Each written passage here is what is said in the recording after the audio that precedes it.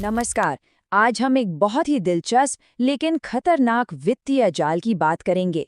एक ऐसा जाल जिसमें अक्सर कमाने वाले लोग फंस जाते हैं, भले ही उनकी सैलरी लगातार बढ़ रही हो।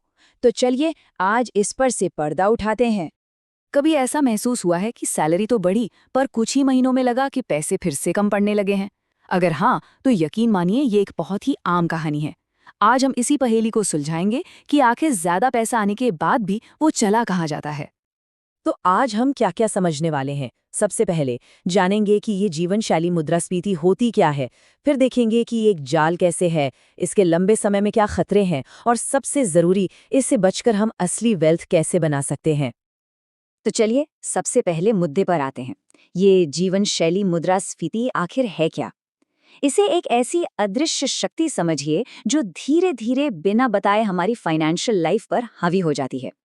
सीधी भाषा में इसका मतलब है कि जैसे जैसे हमारी इनकम बढ़ती है, हमारे खर्चे भी बढ़ जाते हैं।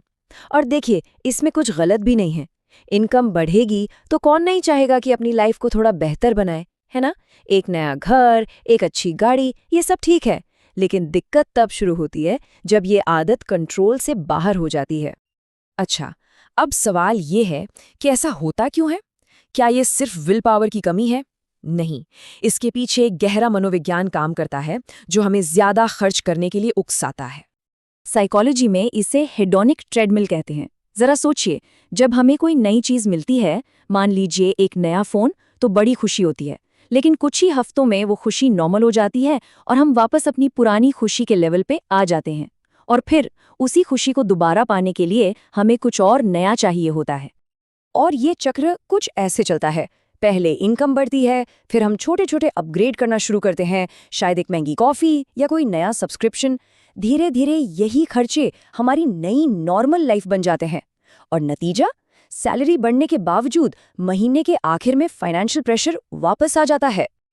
अब बात करते हैं कि ये आदत हमारे भविष्य के लिए कितनी खतरनाक हो सकती है, क्योंकि अगर इस लाइफस्टाइल इन्फ्लेशन को कंट्रोल न किया जाए तो इसके नतीजे बहुत गंभीर हो सकते हैं। इतने कि ये हमारी फाइनेंशियल फ्रीडम का सपना ही तोड़ दे। ये कहावत सुनहरी हथकड़ियां इस सिचुएशन को एकदम सटीक बयां करती है।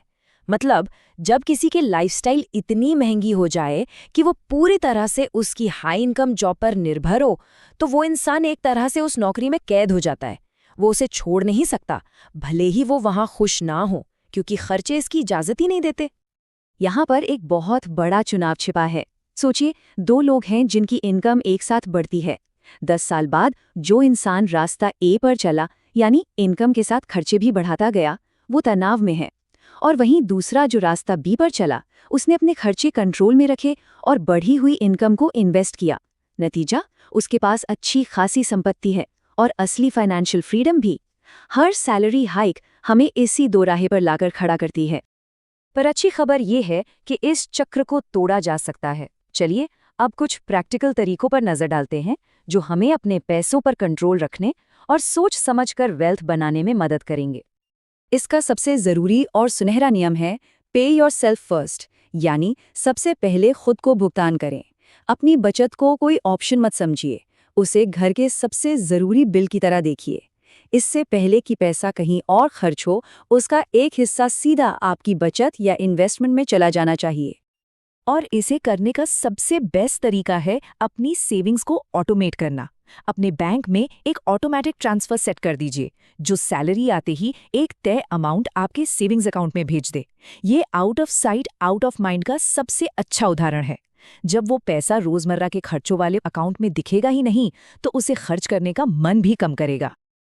तो जब हम अपनी बचत को ऑटोमेट कर देते हैं, तो हम सिर्फ पैसा नहीं बचा रहे होते, हम दरअसल एक नया माइंडसेट बना रहे होते हैं। यानी चीजें खरीदने की सोच से हटकर कुछ बनाने की सोच की तरफ बढ़ रहे होते हैं। और यही एक मजबूत भविष्य की नींव है।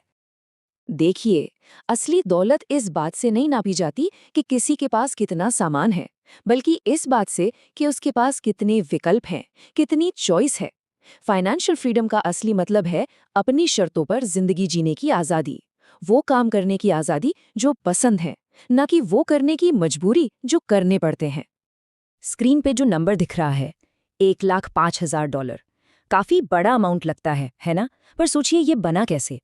ये सिर्फ $200 हर महीने, जी हाँ, सिर्फ $200 हर महीने 20 साल तक इन्वेस्ट करने का नतीजा है। यही है छोटी छोटी लेकिन लगातार की गई बचत की असली ताकत। ये दिखाता है कि कैसे वक्त और डिसिप्लिन बूंद बूंद से पूरा सागर बना सकते हैं। तो आखिर में मैं आपको इसी सवाल के साथ छोड़ना चाहती हूँ।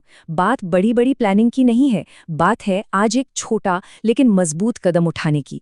वो एक छोटा सा फैसला क्या हो सकता है जो आने वाले कल में आपकी फाइनेंशियल लाइफ की दिशा बदल दे।